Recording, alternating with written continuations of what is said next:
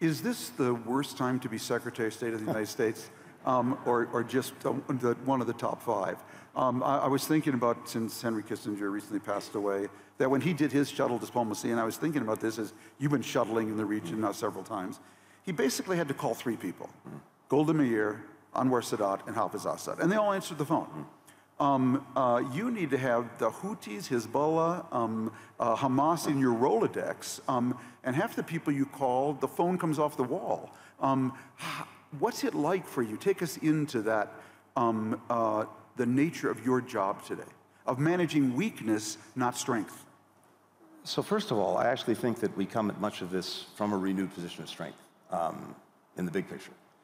First, President Biden has made investments at home that people around the world are seeing. They're seeing the investments we've made in our own infrastructure. They're seeing the investments we've made in cutting-edge technology, in chips and science. They're seeing the investment we've made in climate technology and related energy technology that's going to power the economies of the future. So they know that we're actually serious about ourselves, despite some of the dysfunction that may be seen on the front pages. Second, in ways that we haven't done in recent years, the first thing I was told to do by the president was roll up our sleeves, re-engage with our allies, re-engage with our partners, build new collections of countries that were, and organizations that were fit for purpose to deal with specific problems. And I think we've done that in such a way that on some of the really big issues of the day, whether it's how to deal with China, how to deal with Russia, we have more convergence than we've had at any time in recent memory between us, key partners throughout Europe, throughout Asia, and even in other parts of the world about how to manage these problems. So that's a position of strength. Second, in areas like the Middle East, where we have this profound and in many ways gut-wrenching challenge right now, here's what I'm hearing. I'm hearing from virtually every country, they want the United States. They want us present, they want us at the table, they want us leading.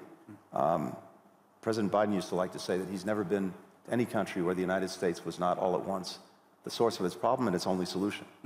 Well, that's a slight exaggeration of this moment, but I think there's a kernel of truth there, and there's something else that's very powerful from our perspective. We know that if we're not engaged, if we're not leading, then one of two things. Either someone else is, and just from the perspective of an American, that probably means that that's going to happen in a way that may not reflect our own interests and values, or even worse maybe, no one is. And then you've got a vacuum, and we both know vacuums tend to be filled by bad things before they're filled with good things. So I think there's a greater premium than there's ever been on our engagement, on our leadership in partnership with others, because much of what we're trying to do, we can't effectively get done alone. We have to have partners. We have to reimagine as we've been doing our partnerships. And that actually makes it a great time, even with the terrible human trauma that so many people are going through now, and that affects all of us. It makes it a very extraordinary time to have the responsibility of this job.